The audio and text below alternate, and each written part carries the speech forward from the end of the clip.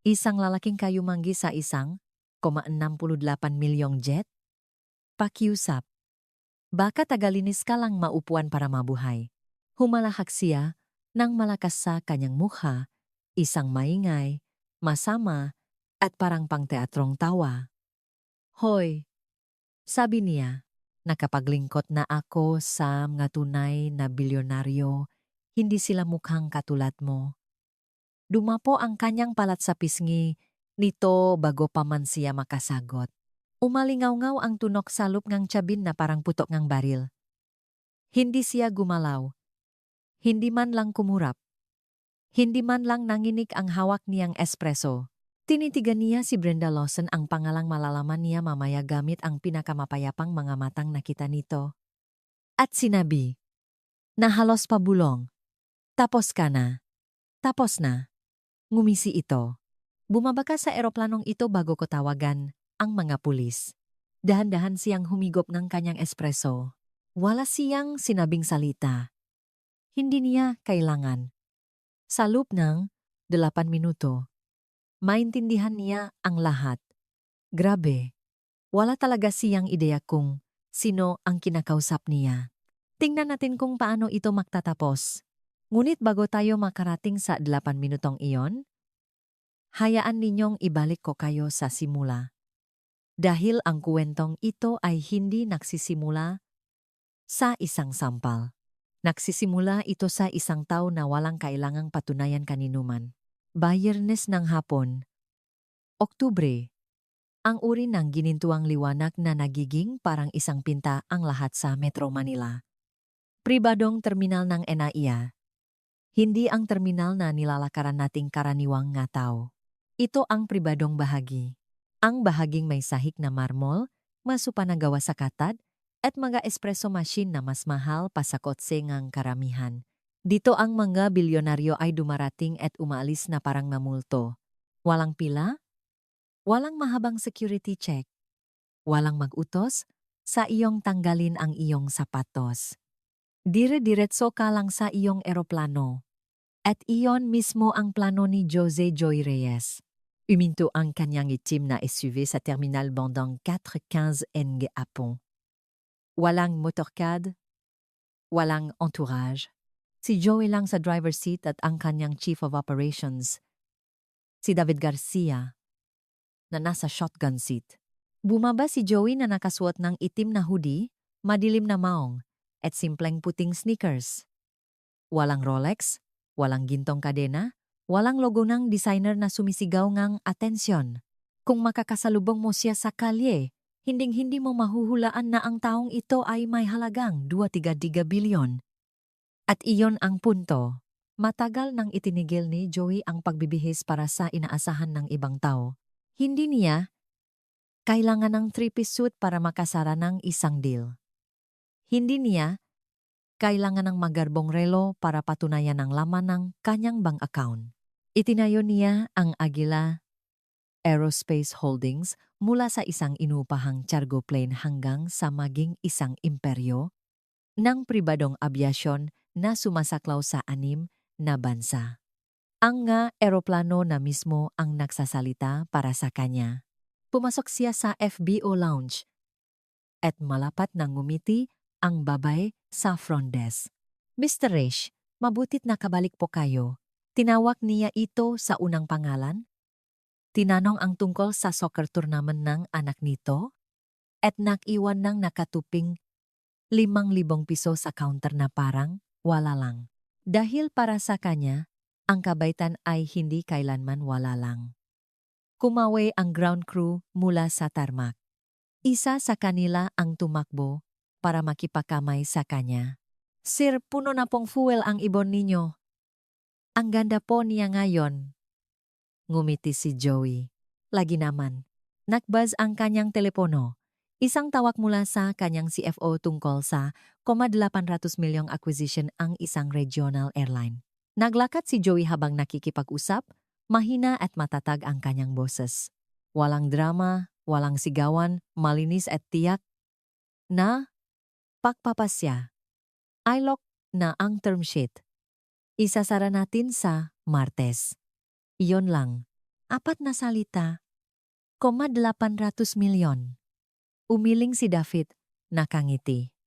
Alam mo, balang araw, pwede ka namang magdamit na parang may-ari ka talagang jet. Tumawa si Joey, isang tunay at mainit na tawa. Kung kailangan kong magbihis sa isang partikular na paraan para igalang ako nga tao, hindi sila ang nga taong kailangan kong respeto. Tandaan mo yan. Magiging mahalaga ang linyang iyon. Ngayon, dito nagsisimula ang gulo. Ang regular na cabin crew ni Joey, 2 flight attendant na kasama niya sa loob ng maraming taon ay nag-report na may sakit nung umagang iyon. Masamang hipon mula sa isang team lunch. Parehong tinamaan. Walang backup sa maikling abiso. Kaya, nag-scramble ang operations team ng Agila at kumuha ng kapalit na crew mula sa Amihan Private Charters. Isang last-minute na kapalit. Isang kumpanyang ginamit na ni Joy dati para sa sobrang staff, ngunit hindi pa sa kanyang personal na eroplano. Nagpadala ang Amihan ng 2 attendant. Isa sa kanila ay si Brenda Santos. Si Brenda ay 32.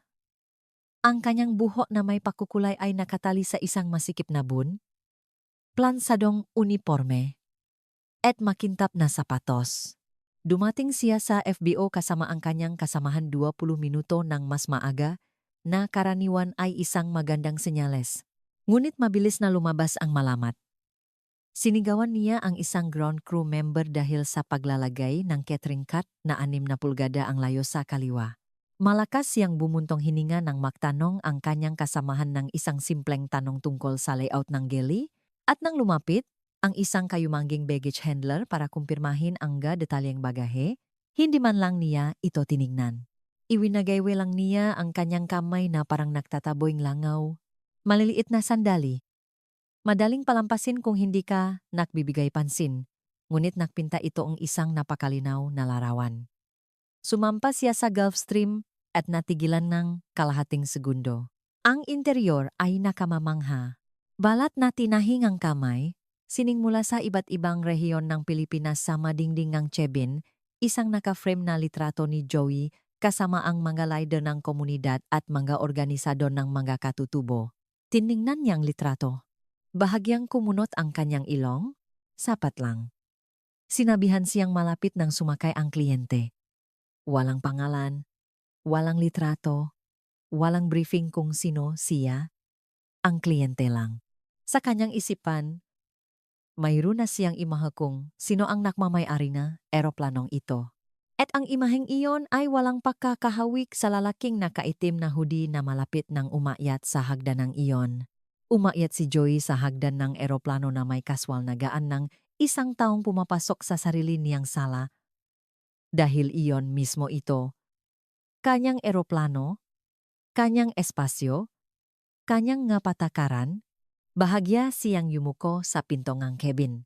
Namsitu 2, malapat ang balikat. Ang hoodie ay nagpamukha sa kanya na mas malaki. Nakasabit sa isang balikat ang kanyang luma at gamit ng leather messenger bag. Amoy siya ng cedar cologne at sariwang hangin ng hapon. Nasa gale si Brenda. Nag-ayos ng magabaso sa isang makintap na silver tray. Narinig niya ang mga yabak at lumingon. At pagkatapos ay nakita niya siya, isang lalaking kayumanggi, hoodie, maong, sneakers, nakatayo sa pintuan ng 1,68 milyong eroplano. Nagbago ang buong katawan niya. Umatras ang kanyang nga balikat. Tumaas ang kanyang baba. Ang kanyang mga mata ay naging 2 manipis at mapaginalang linya. Ang mainit at profesional, nangiti na kanyang pinraktis sa salamin noong umagang iyon ay ganap na naglaho. Humakbang siya sa pasilyo. Hinarangan ang kanyang daan. Walang bati, walang welcome, walang magandang hapon, sir. Wala? Excuse me. Ang kanyang boses ay walang emosyon. May tutulong ba ako? Kasama ka ba sa ground crew?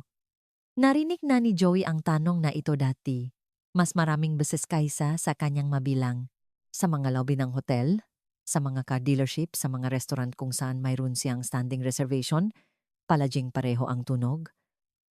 Magalang sa panlabas, lason sa ilalim, Pinanatili niyang neutral ang kanyang mukha. Hindi. Ako ang pasahero. Umabante siya. Hindi ito gumalaw. Kailangan kong makita ang iyong identification. Mas lalo niyang ibinuka ang kanyang ngapa. Hindi namin pwedeng basta-basta na lang magpapasok ng kahit sino sa eroplanong ito. Kahit sino. Ang salitang iyon ay lumutang sa recycled na hangin ng cabin na parang usok. 5 minuto bago nito, isang mestisong catering delivery driver ang pumasok sa parehong eroplanong ito na may dalang matray ngang pakain. Hindi siya hiningan ni Brenda kahit pangalan men lang. Pumasok siya, inilapak ang mga tray at lumabas. Walang tanong, walang ID, walang hinala, wala. Ngunit ang lalaking kayumanggi na nakahudi? Siya ay kahit sino. Hindi nakipagtalo si Joey. Inilabas niya ang kanyang telepono at ipinakita sa kanya ang boarding manifest. Ang kanyang pangalan, ang tail number, ang oras ng pag-alis, ang destinasyon. Lahat ay tugma. Lahat ay naroon sa itim at puti. Sinulyapan ito ni Brenda nang wala pang 2 segundo. Kahit sino pwedeng makaroon ng ganyang screenshot.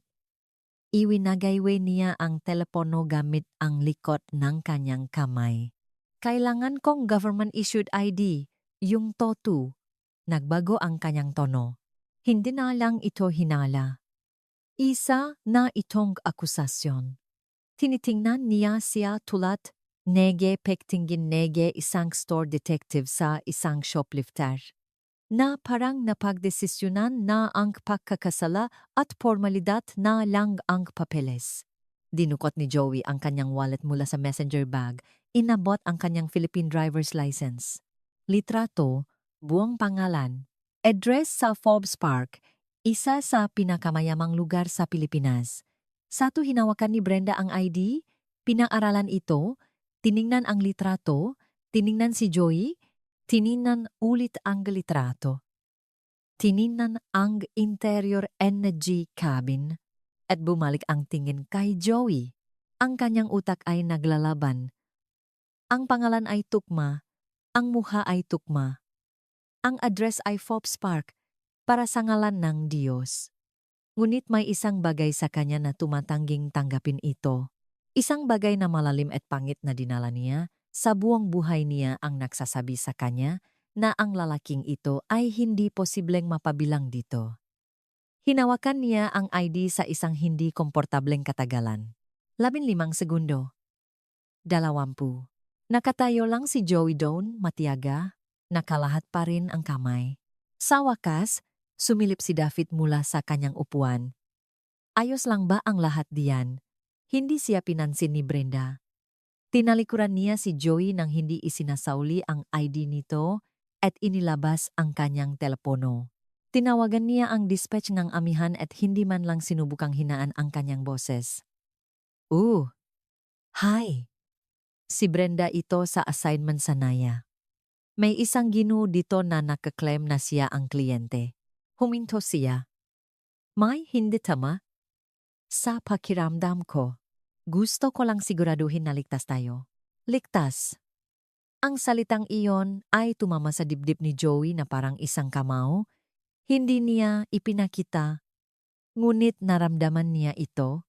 Ang salitang iyon, ligtas, ay isang sandata na nagbabalat kayong isang bulong. Nangangahulugan ito ngang mapanganib. Nangangahulugan itong banta. Nangangahulugan itong ang kayumangging lalaking ito ay nakakatakot sa akin sa simpleng pag-iral niya sa lugar na ito.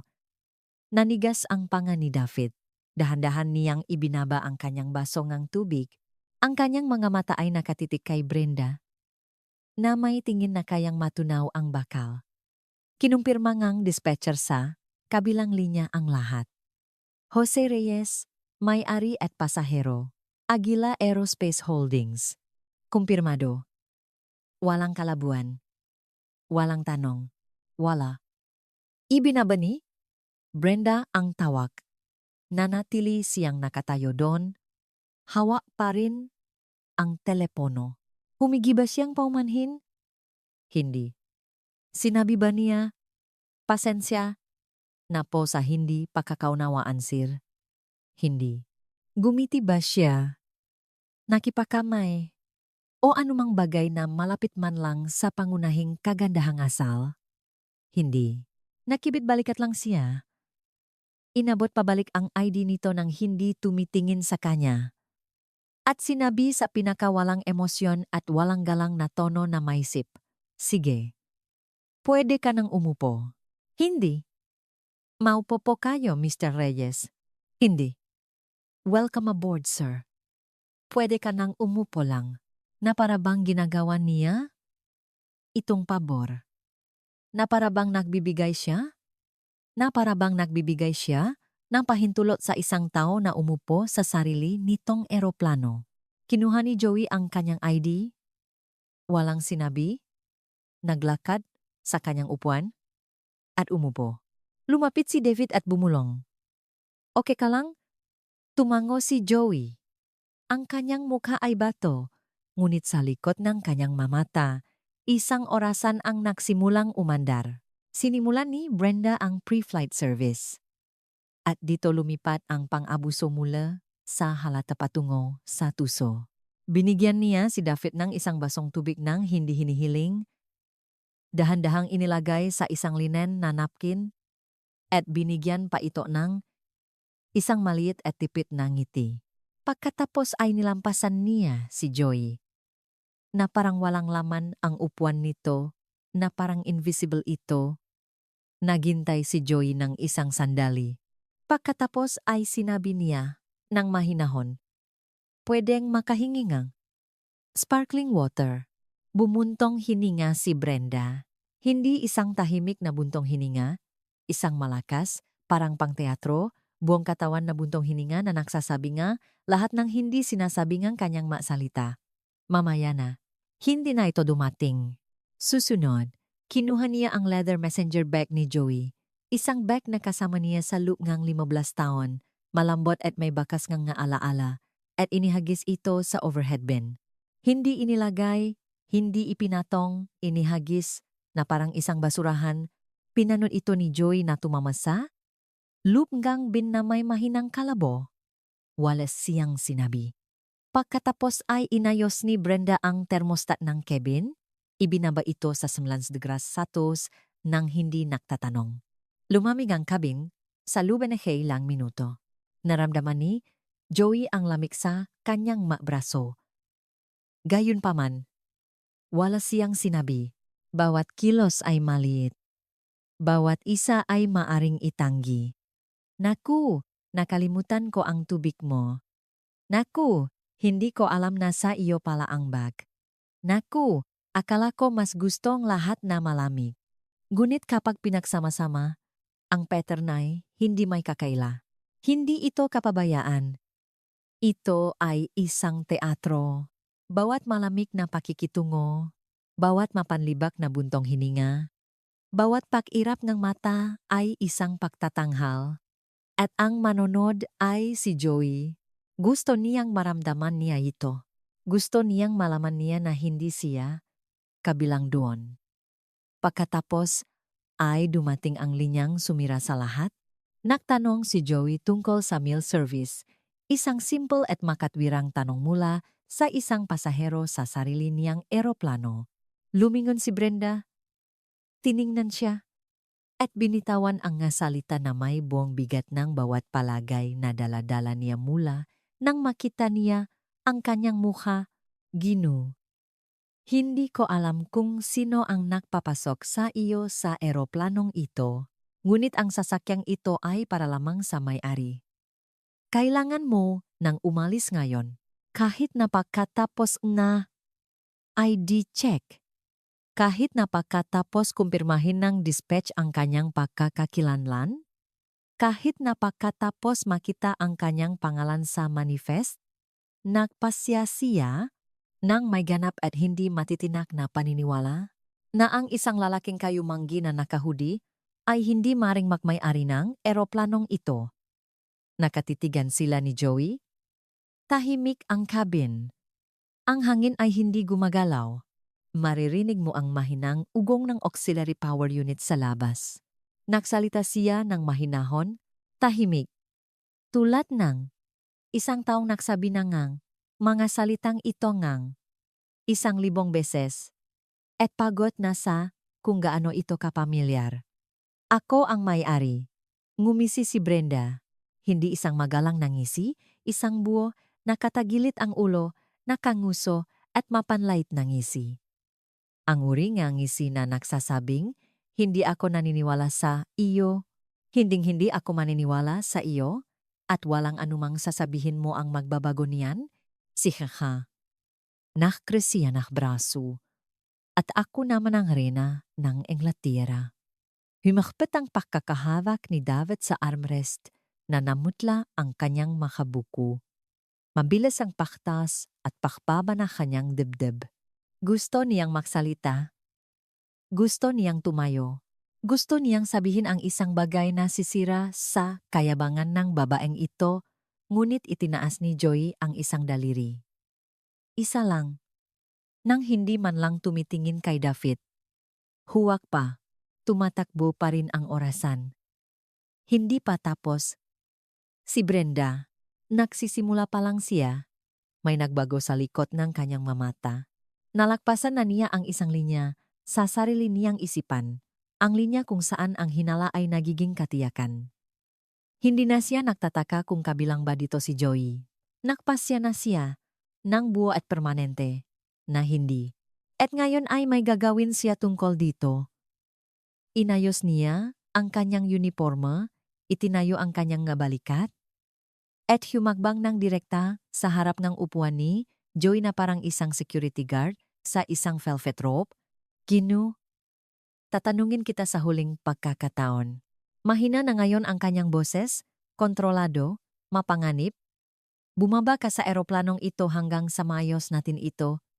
Hindi ako mananagot para sa isang hindi autorisadong tao sa isang eroplanong ganito kahalaga. Hindi autorisado.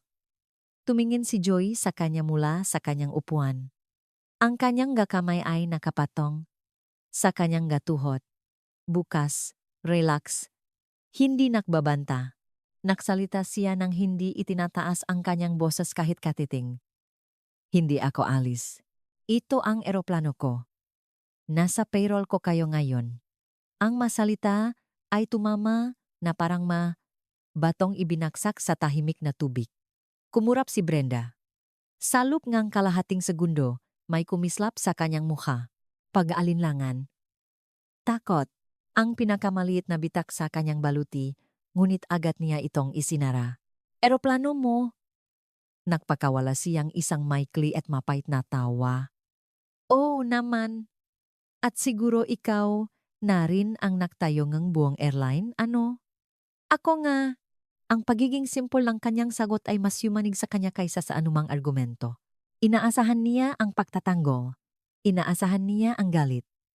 Inaasahan niyang maglalabas siya ng ngabang statement o isisigaw ang kanyang net worth sa kanya. Iyon ang gusto niya. Isang reaksyon na maaari niyang baluktutin para maging katwiran, ngunit walang ibinigay si Joey. 2 salita lang, sinabi na parang magkatotohanan. Sinabi na parang grabidad. Ito ay nakpagalit sa kanya. Umikot si Brenda at nakmartsa patungo sa pintongang cabin. Sumilip siya sa ginintuang liwanag ng hapon at tiningnan ang tarmac. Isang sasakyan ng pulisya ng paliparan ang naka-idle malapit sa fuel station. 30 yarda ang layo. Itinaas niya ang kanyang kamay at kinawayan ito. Huminto si Officer Ronald Banal sa kanyang puting SUV, nakababa ang bintana, nakataas ang salaming pang-araw sa kanyang mukha siyang relax. Pagtatapos ang isang tahimik na shift. Anong problema, ma'am? Sumandal si Brenda sa bintana. Ang kanyang boses ay bumaba. Sa partikular na rehistro, ang idinisenyo para magtunok na takot, walang magawa, at kayat. Ang boses ngang isang babaeng alam na alam kung paano gamitin ang kanyang takot bilang sandata. Opisyal, may hindi autorisadong individual sa eroplanong ito. Ayaw niyang umalis. Nagiging agresibo siya. Agresibo.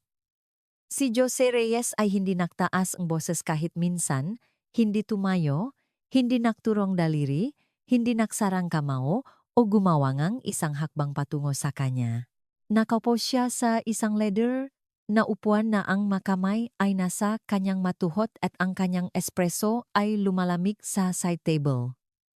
Ngunit ang salitang agresibo ay ginawa mismo ang kailangan ni Brenda.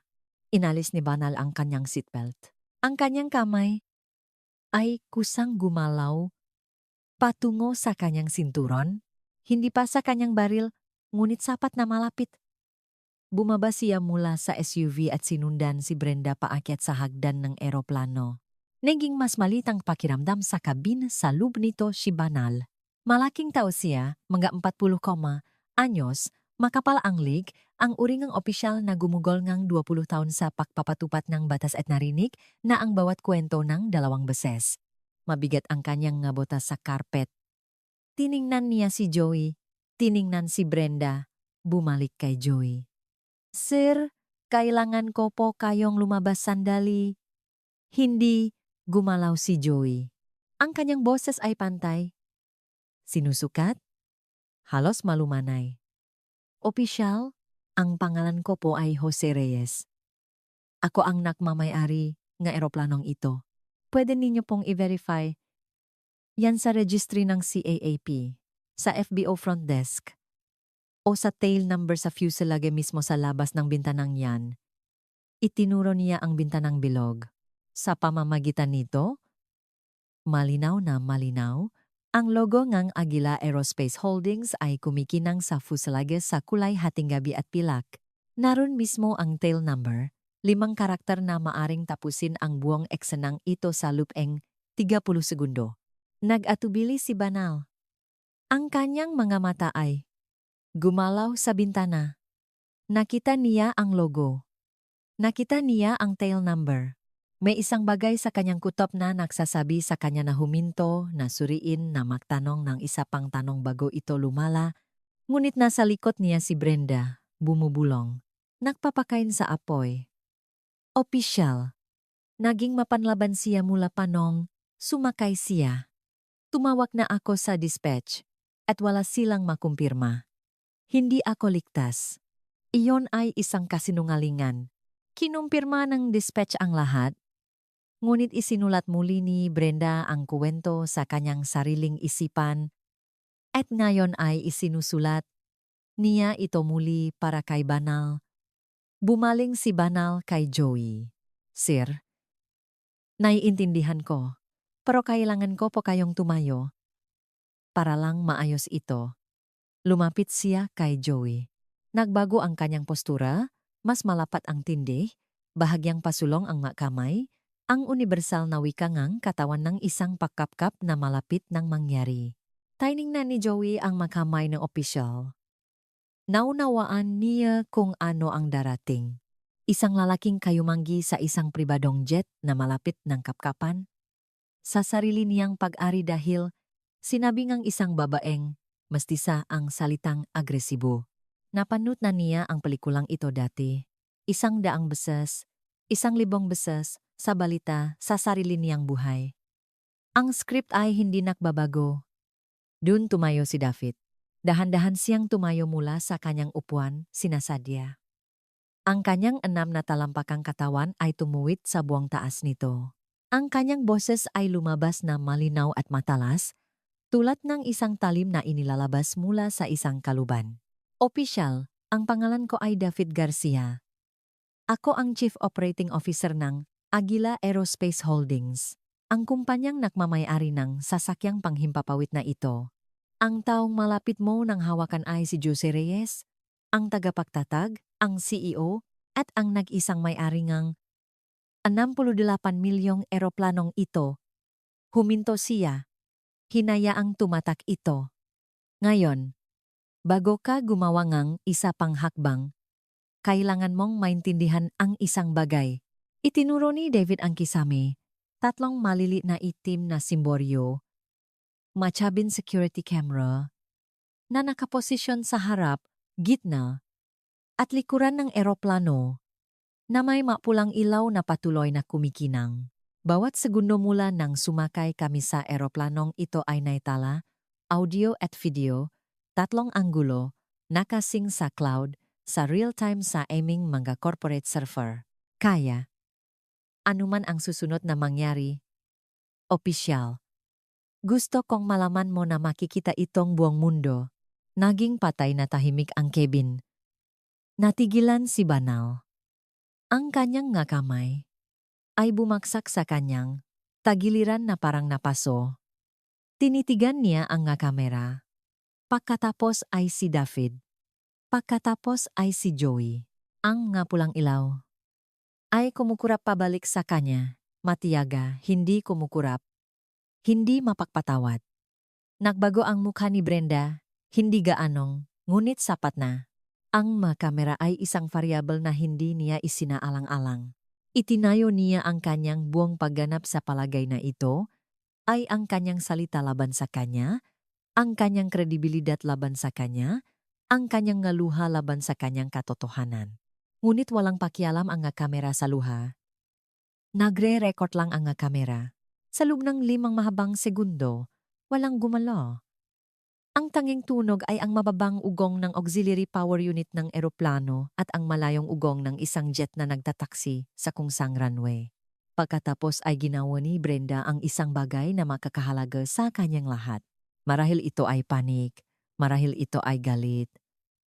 Marahil ito ay ngataon ng hindi napigilang pagkamuhi na sa wakas ay kumulo na walang mapagtataguan. Ano man iyon, kinuha nito ang kontrol sa kanyang katawan bago pa man ito mapigilan ng kanyang utak. Bumaling siya kay Joy, pula ang kanyang mukha. Mahipit ang kanyang panga. Ang kanyang boses ay lumabas na mababa at makamandag, nanginginig sa isang galit na hindi na niya sinubukang itago. Kayong mga a a a a a kayong mga katulad ninyo ay laging may kwento? Hindi ba? Lumapit siya. Malamang ninakaw mo lang ang pera para mabili ito, o nakbentang droga, o nanlokong kung sino, na punong lason na gas ang tiyabin. Humakbang si David. Itinaas ni Banal ang kanyang kamay. Hindi gumalaw si Joey. Tumayo lang siya. Hindi agresibo. Hindi mabilis. Tumayo lang siya mula sa kanyang upuan sa kanyang buong taas. Namdua. At tiningnan siya mula sa itaas na may ekspresyon na nagdadala ni 30 taon nito. 30 taon ng pagdududa. Pagtatanong. Pagkapkap. Pagsunod. Pagtanggi. Tapos na tayo dito. Bumaba ka sa eroplano ko. At sinampal siya ni Brenda. Bukas na palat, buong puwersa sa kanyang kaliwang pisngi. Ang lagitik ay umaling-awngaw sa kabin na parang putok ng baril. Kumislot si Banal. Sumugot si David ngunit pinihilan ang sarili. Umalog ang tasang espresso sa side table. Bahayang lumingon ang ulo ni Joey sa tama. Isang pulang marka ang namulaklak sa kanyang kayumangging balat. Mainit, mahapdi, pamilyar sa paraang hindi dapat. Hindi niya hinawakan ang kanyang muha, hindi itinaas ang kanyang kamay, hindi umatras. Tiningnan niya ito. Pagkatapos ay tumingala siya. Dahan-dahan, sinasadya, sa security camera na.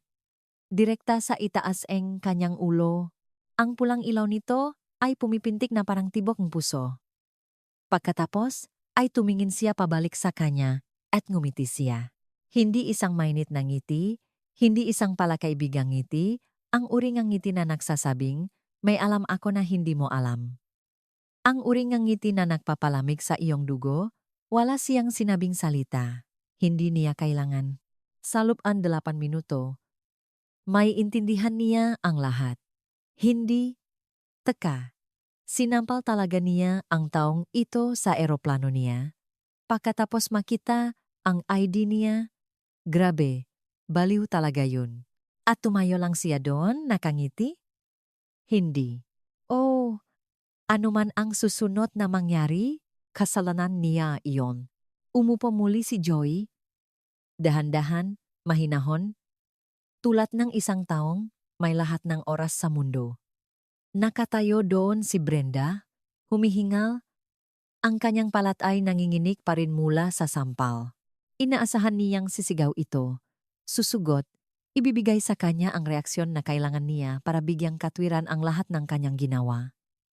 Sa halip, kinuha niya ang kanyang telepono at doon nagsimulang makbakas ang kanyang mundo. Unang tawag sa kanyang personal na abogado. Nagsalita si Joey na parang nag-order ng room service, walang emosyon, walang pagkaapurahan, makatotohanan lang. Andrew, si Joey ito, kailangan kong kunin mo ang live feed mula sa eroplano ko, Kevin Camera 3. Makikita mo ang isang pananakit na nangyari alos 90 segundo ang nakalipas. O, sa akin, gusto kong magsampa ng mga kaso sa loob ng isang oras. Battery, false police report, at kung ano pa ang nangkop. Huminto siya, nakinig, salamat. Itatago ko rin ang footage sa aking panig. Ibinaba niya ang tawag. Pinanot siya ni Brenda. Naroon pa rin ang kanyang ngisi, ngunit nanigas ito tulad ng isang maskara na hindi nakasya sa kanyang mukha. Ikalawang tawag. Sa pinuno ng vendor relations ng Agila Aerospace. James, kunin mo ang lahat ng aktibong kontrata natin sa Amihan Private Charters. Lahat sila, bawat subsidiary, bawat dibisyon. Gusto kong maghanda ng maka-termination letter at ay padala bago matapos ang araw ng trabaho ngayon. May, nagtanong sa kabilang linya. Sumagot si Joey ng walang pag-aalinlangan. Lahat sila. Epektibo agad. Walang exceptions. Ibinaba niya ulit ang tawag. Wala na ngayon ang ngisi ni Brenda. Ang salitang amihan ay tumama na parang bato sa isang bintana. Iyon ang kanyang kumpanya. Ang kanyang employer. Ang pangalan sa kanyang paycheck. Bahagyang bumuka ang kanyang malabi. Walang salitang lumabas. Ikatlong tawag. Itong isang ito ay ginawa ni Joey habang direktang nakatingin kay Brenda. Hindi niya inalis ang kanyang tingin. Kahit minsan. Gail. Si Jose Reyes ito. Sa kabilang dulo, si Gail Torres, Senior Vice President ng Amihan Private Charters, ay sumagot kaagad. Si Joey ay isang 14 milyong kliyente kada taon. Kapag tumawag siya, sasagutin mo bago pa man mag-ikalawang ring, Gail. Kasalukuyan, akong nakaupo sa aking eroplano sa Naya. Isa sa iyong crew member ay ginugol ang huling 30 minuto sa PEC profile sa akin batay sa kulay ng aking balat. Kinu-question ang karapatang kong mapunta sa sarili kong eroplano. Nagsampang ang maling ulat sa pulisya na nagsasabing ako ay agresibo. At halos 2 minuto ang nakalipas, sinampal ako sa mukha. Katahimikan sa kabilang dulo. Hinayaan ito ni Joey na huminga. Ang buong insidente ay nakunan ng 3 cabin security camera. Audio at video. Sinusuri ng aking legal team ang footage habang nagsasalita tayo. Kailangan kong tawag pabalik sa loop ng 10 minuto. Gail, kung hindi ko ito matatanggap, tapos na ang buong relasyon natin. Lahat ng 14 milyon nito, ibinaba niya ang tawag. Inilagay ang telepono sa armrest. Pinakrus ang kanyang makamay at naghintay. Napakatahimik ngang Chebin, maririnig mo ang pahinga ni Brenda, mabilis, mababaw. Ang uri ngang pahinga na nangyayari kapa na tanto nga iyong katawan ang panganib bago pa man ang iyong uta. Nakatayo si Officer Banal malapit sa pinto ng kabin sa buong panahong iyon. Tahimik. Nanonood. Matagal nang bumaba ang kanyang kamay mula sa kanyang sinturon.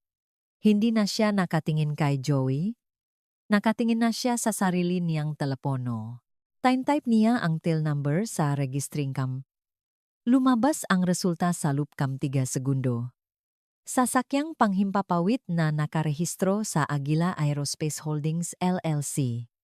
Hinanap niya ang pangalan ng kumpanya. Jose Reyes, tagapagtatag at CEO. Listahan ng Forbes, $2.3 bilyong net worth. Nominee sa Presidential Medal of Freedom. Manggalarawan niya kasama ang nga senador, gobernador at mga executive ng Fortune 500 tumingin si Banal mula sa kanyang telepono, namutla ang kanyang mukha, nawala ang kulay nito na parang tubig mula sa basak na baso. Bumaling siya kay Brenda. Iba na ang kanyang boses ngayon. Mas tahimik, mas mabigat. Ma'am, kailangan ko po kayong bumaba sa eroplanong ito. Napalingon si Brenda sa kanya. Ano? Siya ang ma'am. Pinutol siya ni Banal. Ang kanyang tono ay hindi naiwan ng lugar para sa negosasyon. Hiniling pong may-ari ng eroplano na umalis kayo. Kayo po ay trespassing na ngayon sa pribadong pag-ari. At batay sa aking nasaksihan, posibleng maharap kayo sa makasong pananakit. Bumaba na po kayo sa eroplano. Ngayon, bumukas ang bibig ni Brenda. Sumara. Bumukas muli. Walang tunok na lumabas. Tiningnan niya si Joey. Tiningnan niya si Banal. Tiningnan niya si David. Nanakaupo na may nakakrus na mga braso at isang ekspresyon na nagsasabing, sinabi ko na sa'yo. Nang walang isang salita. Tiningnan niya ang nga kamera. Lahat ng tatlong pulang ilaw. Kumikislap pa rin. Nagre-record pa rin. Nanonut pa rin. Nagbas ang kanyang telepono sa kanyang bulsa. Kinuha niya ito na nanginginig ang makamay. Isang text mula sa kanyang supervisor sa amihan. Tawagan mo ako agad. Huwag kang makipag-usap sa kliyente. Pagkatapos ay isa pang buzz. Isang email mula sa Human Resources ng amihan. Subject line. Agad na suspensyon habang iniimbestigahan. Pagkatapos ay isa pang buzz. Isa pang email. Parehong nagpadala. Iba ang subject line. Pagwawakas ng trabaho, epektibo agad. Tatlong buzz. 30 segundo. Tapos ang karera. Nakatitik si Brenda sa screen ng kanyang telepono. Ang kanyang kamay ay nanginginig ng husto na lumabo ang nga salita. Pakiramdam niya. Ay walang laman ang kanyang nga binti. Ang makintab na kumpiyansa na isinuot niya na parang baluti buong hapon ay gumuho at nedjing alikabok. Tiningnan niya si Joey sa huling pagkakataon. Nakaupo siya sa eksaktong lugar kung saan siya naroon mula pa sa simula. Parehong upuan. Parehong postura. Parehong tahimik at mapanirang kalmado. Ang kanyang espresso ay nasa side table pa rin. Ang pulang marka sa kanyang pisngi ay nakikita pa rin. Hindi siya tumingin sa kanya. Hindi niya kailangan. Naglakad siya pababangang eroplano na halos hindi siya kayang dalhin ng kanyang nga binti. Bawat hakbang pababa sa hakdan ay parang pagkahulog. Tinamaan ng ginintuang liwanag ngang hapon ang kanyang mukha. Ngunit hindi na ito mainit. 8 minuto mula sa sampal hanggang sa pakawala ng trabaho. Sinabi niya sa kanya, hindi lang siya nakini. Tumama ang takong ni Brenda sa tarmac at halos bumigay ang kanyang nga tuhod. Ang ginintuang liwanag ng hapon ay naroon pa rin. Ang hangin ay amoy pa rin ng jet fuel at mga dahon ng taglagas. Ang lahat sa labas ng eroplano ay mukhang eksakto pa rin tulad ng 30 minuto ang nakalipas. Ngunit ang buong mundo ni Brenda Santos ay naayos na. Nakatayo siya sa paanan ng hagdan ng eroplano, hawak ang kanyang telepono gamit ang dalawang kamay. Nakatitik sa termination email na parang maaring magbago ang makasalita kung titingnan niya ng matagal. Hindi. Sumunod sa kanya si Officer Banal. Mabigat ang kanyang magabota sa bawat hakbang. Ang kanyang mukha ay may malungkot na ekspresyon ng isang taong natanto na naloko siya at halos gumawa ng pinakamalaking pagkakamali sa kanyang karera. Huminto siya sa harap ni Brenda. Kinuha ang kanyang notepad. Ang kanyang boses ay patak at opisyal. Ma'am, batay sa direktang nasaksihan ko sa loop ang eroplanong iyon, Inilalagay ko kayo sa ilalim nga aresto para sa slight physical injuries at paksasampa ngang maling ulat sa pulisya. Napatayo ang ulo ni Brenda. Aresto? Hindi, hindi, hindi, hindi. Hindi ninyo naiintindihan. Pinukaw niya ako. Siya ay nananakot. Naramdaman kong banta ako. Ginagawa ko lang ang trabaho ko. Hindi kumurap si Banal. Ma'am, pinanood ko ang buong interaksyon. Nakaupo siya, nakikita ang kanyang mga kamay. Hindi niya itinaas ang kanyang boses. Sinampal ninyo siya. Isang pagkakamali iyon, hindi ko sinasadya. Nangyari lang, tumalikod po kayo. Mga kamay sa likod. Ang paklik ng posas ay maliit at metaliko. Ngunit sa tahimik na tarmac na iyon na napapalibutan lamang ng mga pribadong jet at katahimikan, ito ay napakalaki. 2 ground crew ang nakatayo malapit sa isang fuel truck, nanonood. Nakita nila ang buong pangyayari sa pamamagitan ng gabintana ng eroplano. Dahan-dahang umiling ang isa sa kanila. Ang isa naman ay kinuha ang kanyang telepono at nagsimulang mag-record. Dinala si Brenda sa tarmac patungo sa patrol vehicle ni Banal. Gusot na ngayon ang kanyang plansadong uniforme. Ang kanyang nakatali na buhok ay kumakalas na. May mga hiblangang buhok na dumidikit sa kanyang mukha kung saan nagsimulang tumulo ang mga luha. Umiyak siya. Malakas. Pangit. Ang uringang pag-iyak na nagpapayuko sa iyong buong katawan. Pakiusap. Pakiusap. Hindi ko kaya. May mga bayarin ako, may renta ako, nawalan akong trabaho. Hindi ninyo pwedeng gawin ito. Isang hindi pakakaunawaan lang ito. Binuksan ni Banal ang likurang pintong kanyang SUV. Dapat inisip mo yan bago ka nanakit ng tao? Inalalayan niya ito sa backseat. Ang pinto ay sumara ng may mabigat na kalabog. Sa pamamagitan ng tintat na bintana, halos hindi na makita ang mukha ni Brenda. Tanging ang hugis ng isang babaeng nakayuko, nanginginig ang magabalikat. Bumalik sa eroplano, ang cabin ay tahimik pa rin. Nakaupo si Joey sa kanyang upuan. Ang pulang marka sa kanyang pisngi ay lumalim at naging pasa. Idinikit niya dito ang isang malamig na boteng tubig. Hindi dahil sa sobrang sakit nito, kundi dahil nakbigay ito sa kanyang kamay nga gawin. Nakaupo si David sa tapat niya. Sa loob ng mahabang sandali, walang nagsalita sa kanila. Mahinang umugong ang mga makina. Ang nga kamera ay kumikislap ngang kanilang matatah na pulang ilaw. Sa wakas, binasak ni David ang katahimikan. Okay ka lang? Tahimik si Joey. Nakatingin siya sa bilog na bintana sa tarmac, sa patrol vehicle na papalayo kasama si Brenda sa likod. Sa ground crew na bumabalik sa kanilang gawain na parang hindi nabasag ang mundo sa loop ng cabin na iyon. Pagod na ako, David. Mahina ang kanyang boses, halos pabulong. Hindi sa kanya. Pagod na ako sa katotohanan na patuloy itong nangyayari? Tumango si David. Wala na siyang ibang sinabi.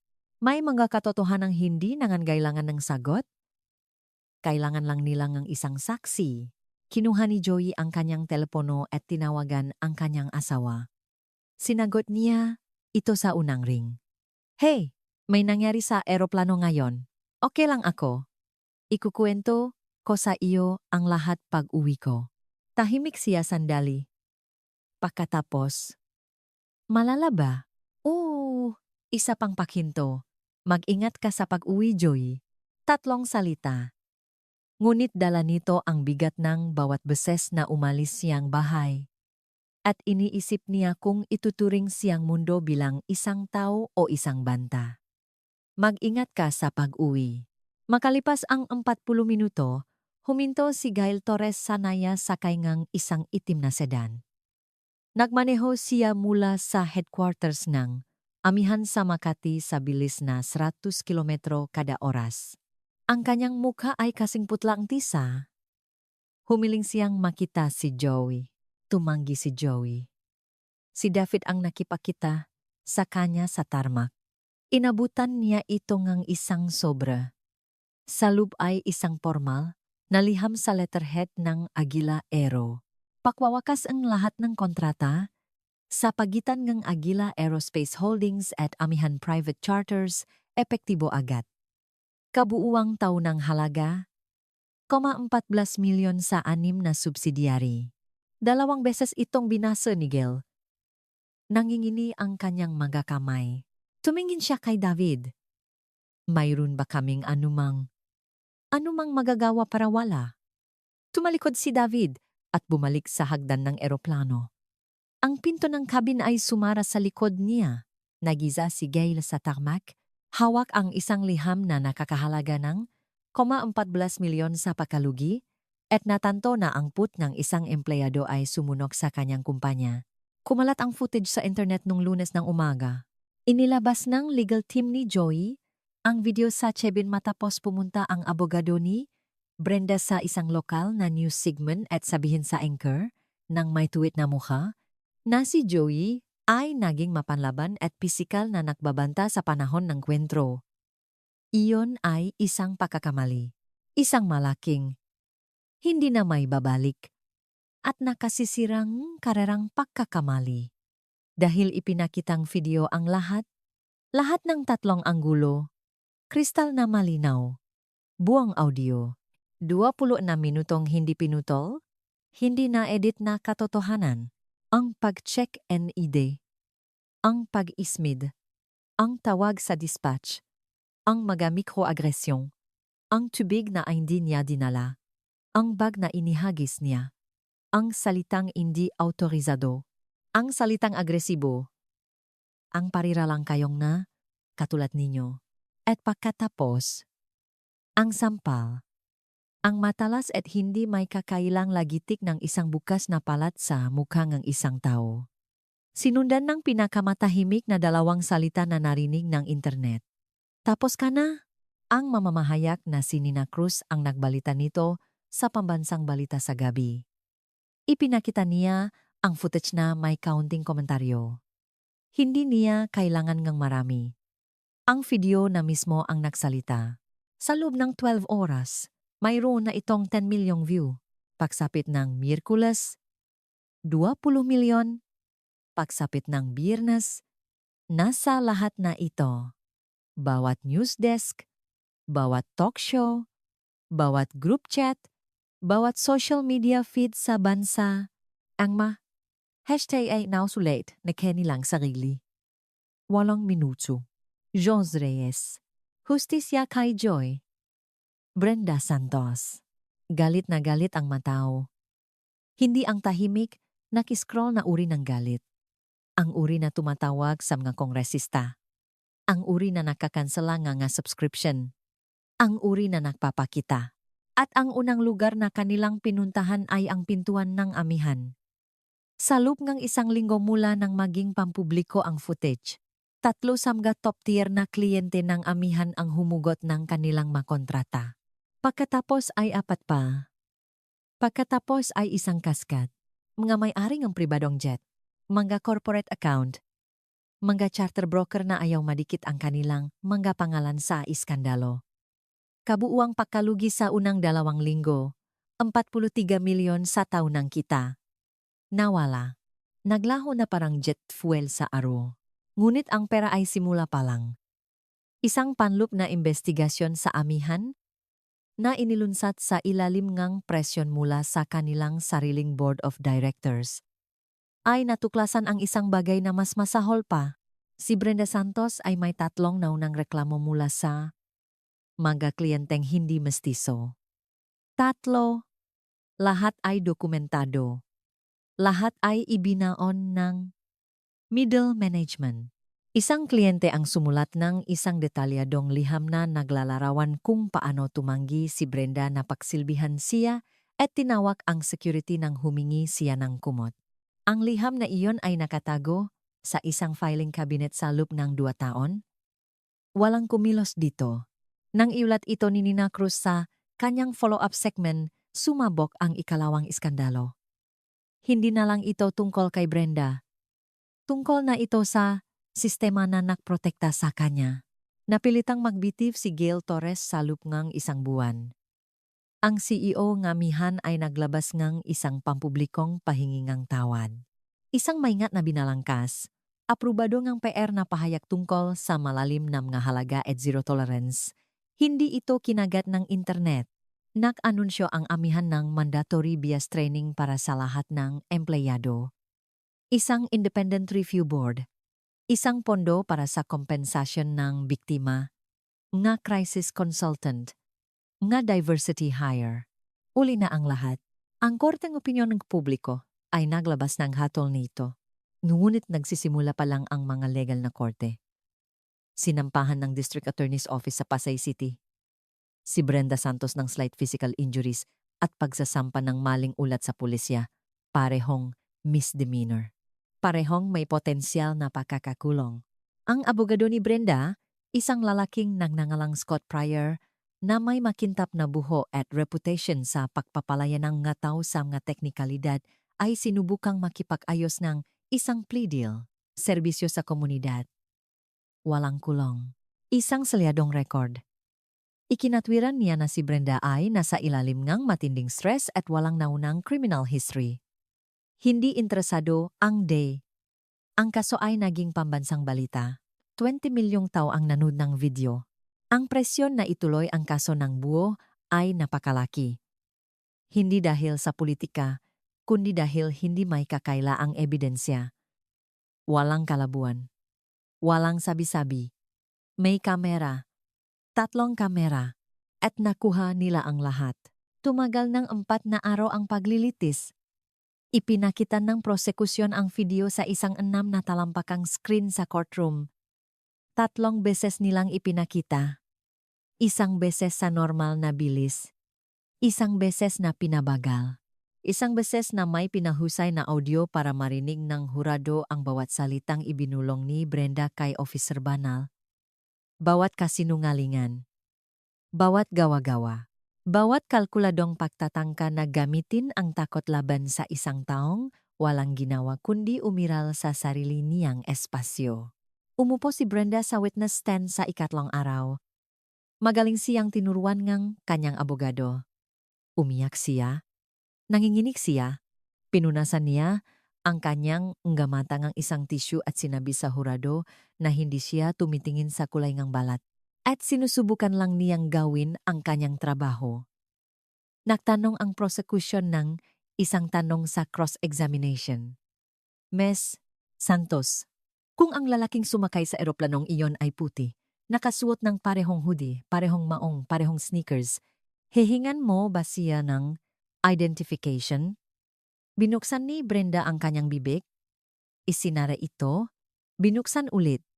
Ako, ituturing ko ang sinuman sa parehong paraan. Tumango ang taga-usig. Pagkatapos ay ipinakita ang isang clip mula sa naunang bahagi ng footage. Ang mastisong catering driver na naglalakad papasok sa parehong eroplano. Walang tanong. Walang hininging ID. Ni isang sulya mula kay Brenda. Tahimik na nanood ang hurado. Napapikit ang abogado ni Brenda. 4 na araw. Hatol. Guilty. Parehong bilang. Slight physical injuries. Pagsasampa ng maling ulat sa pulisya. Ang hukom, si Patricia Wells, isang 20 taong veteranong Pasay City Bench, ay nagbigay ng sentensya ng walang seremonya, 18 buwang probasyon, 300 oras ang serbisyo sa komunidad. Sa pilitang programa sa rehabilitasyon ang bias, isang permanenteng criminal record, at isang panghabambuhay na pagbabawal sa pagtatrabaho sa industriya ang abyasyon. Nakatayo si Brenda sa courtroom na makadikit ang mga kamay sa harap niya. Hindi na siya umiyak ngayon. Nakatitik lang siya sa sahig na parang maring bumukas ito at lunukin siya nebuo. Hindi. Ngunit darating pa ang kasong sibil. Nagsampa si Joey ng demanda laban kay Brenda Santos at sa amihan private charters. Diskriminasyon batay sa lahi, pananakit, emosyonal na pagkabalisa, pabayang pag-upa at pangangasiwa. Tiningnan ng mga abogado ng amihan ng footage ang mga naunang reklamo na kanilang ibinaon at ang sentimiento ng publiko at nakipag-ayos sila sa labas ng korte, 3.2 milyon. Kinuha ni Joey ang bawat sentimo ng settlement na iyon at idinonate ito. Lahat nito. 1.5 milyon sa mga pondo ng scholarship para sa mga estudyanteng katutubo, 1 milyon sa mga organisasyon ng legal na pagtatanggol sa karapatang pantao, ang natitirang 700,000 sa isang mentorship program para sa mga batang Pilipinong negosyante sa abyasyon. Sa press conference na nag-anunsyo ng donasyon, tumayo si Joey sa likod ng isang podium na nakasuot ng simpleng navy suit. Walang hudi sa pagkakataong ito. Magaling na ang kanyang pisngi. Matatak ang kanyang boses. Ang parang ito ay hindi galing sa aking bulsa. Galing ito sa pagkapanatiko. Ipinapadala ko ito kung saan ito makakagawa ng pinakamaraming kabutihan sa kinabukasan ng mga kabataan na magtatayo ng isang mas mahusay na mundo kaysa sa dinaanan ko noong araw na iyon. Nagpalakpakan ang silit. Ang flash camera ay nagliwanag sa kanyang mukha na parang kidlat. At isang huling tala, si Officer Ronald Banal. Isang pagsusuri ng Internal Affairs ay natuklasan na si Banal ay kumilos sa maling ulat ni Brenda nang hindi nagsasagawa ng pangunahing due diligence.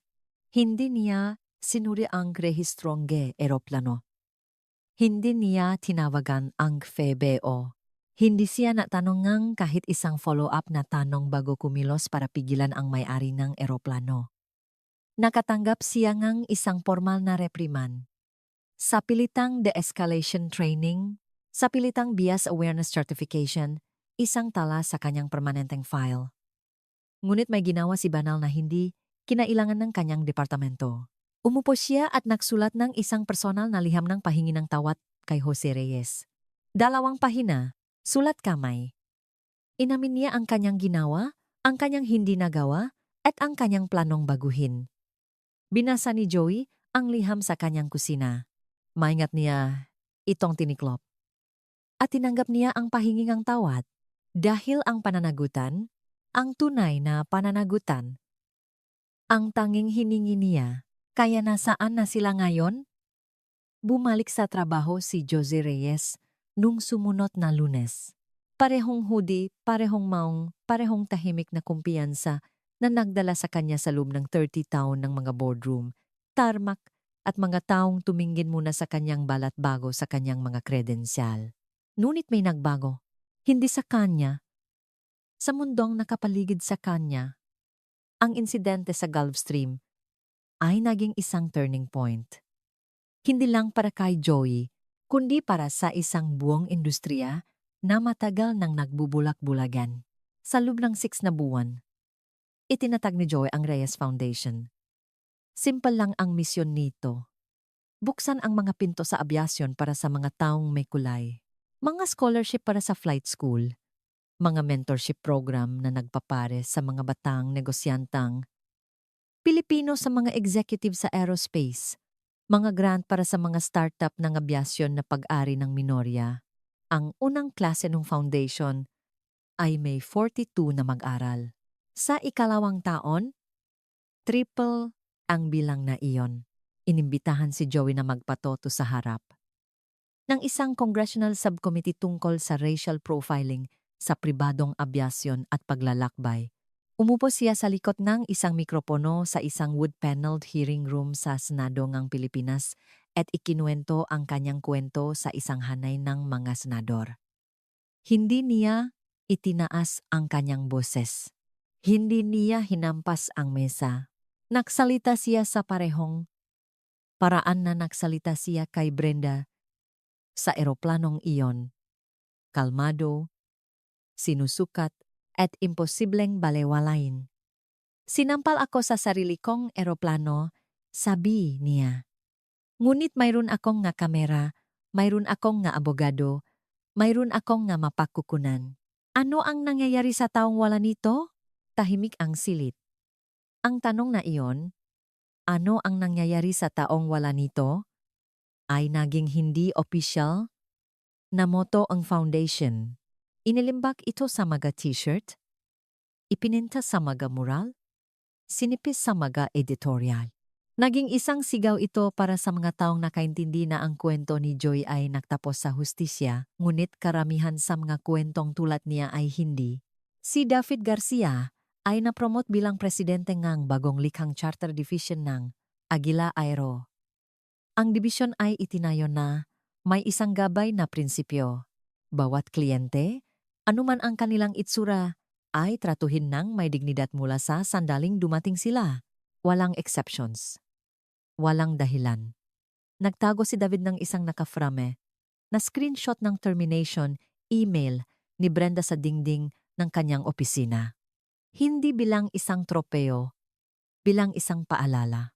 Nakaligtas ang amihan private charters, halos matapos mawalan ng mahigit 40 milyon sa mga kontrata, isang kumpletong pagbabago sa pamunuan, at 18 buwan ng brutal na pagsisiyasat ng publiko. Ang kumpanya ay nag-restructure sa ilalim ng bagong pamamahala. Ipinatupad nila ang pinaka-agresibong programa sa pagkakaiba-iba at pananagutan sa industriya ng pribadong abyasyon. Hindi nito binura ang nangyari, ngunit ito ay isang simula. At si Brenda Santos? Natapos niya ang kanyang 18 buwan ng probasyon. Natapos niya ang kanyang 300 oras ang serbisyo sa komunidad. Natapos niya ang programang rehabilitasyon NG Bias na ipinagutos NG Korte. Tapos ng kanyang karera sa abyasyon. Permanente. Siniguro iyon ng panghabang buhay na pagbabawal sa industriya. Ipinapakita ng mapampublikong tala na lumipat siya sa ibang probinsya, nagpalit ng numero ng telepono, at binura ang lahat ng social media. Walang karagdagang pampublikong insidente na nayulat. May nagsasabi na nakuha niya ang nararapat sa kanya. May nagsasabi na masyadong malupit ang parusa. Ngunit hindi nagsinungaling ang footage. Walang opinyon ang mga kamera. Ipinakita lang nila kung ano ang nangyari. At ang nangyari ay isang babaeng nakakita ng isang lalaking kayumanggi sa isang pribadong jet at nakpasya, bago pa man siya magsalita ng isang salita na hindi siya kabilang doon, hindi siya nagtanong. Hindi siya nakinig sa masagot. Hindi siya tumingin sa ebidensya.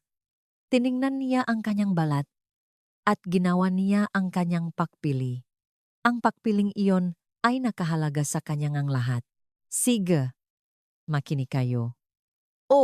Ang kwento. Yung parteng iyon ay gawa-gawa lang. Pero yung pakiramdam na parang hinuhusgahan ka nang mataw bago ka pa man magsalita? Totoo yan. Nangyayari yan araw-araw. At hindi ako magsisinungaling. Yung parteng yun? Masakit yun. Kaya kalimutan na natin ang lahat ng iyon? Ang tunay na tanong ay, kapag nakita mong nangyayari yan, ano ang ginagawa mo? Ngayon, may itatanong ako sa iyo at gusto kong pag-isipan mo itong mabuti bago ka sumagot. Ano ang gagawin mo kung ikaw ang nasa kalagayan ni Joey? Mananatili ka bang ganun kakalmado? Pananatilihin mo ba ang iyong composure habang may tumatawa sa iyong mukha, kumukwestiyon sa iyong pagkakakilanlan, nagsisinungaling sa pulisya, at pagkatapos ay sinasampal ka lahat sa sarili mong pag-ari? I-drop ang iyong sagot sa mga komento. Gusto ko talagang malaman. At kung ang kwentong ito ay nagparamdam sa iyong isang bagay, galit, pagkadismaya, pag-asa, anuman, gawin mo akong isang pabor. Pindutin ang like button. Ibahagi ito sa isang taong kailangang marinig ito at mag-subscribe para hindi mo makaligtaan ang susunod dahil ang hustisya ay hindi laging dumarating sa loob ng 8 minuto, ngunit dapat itong laging dumating.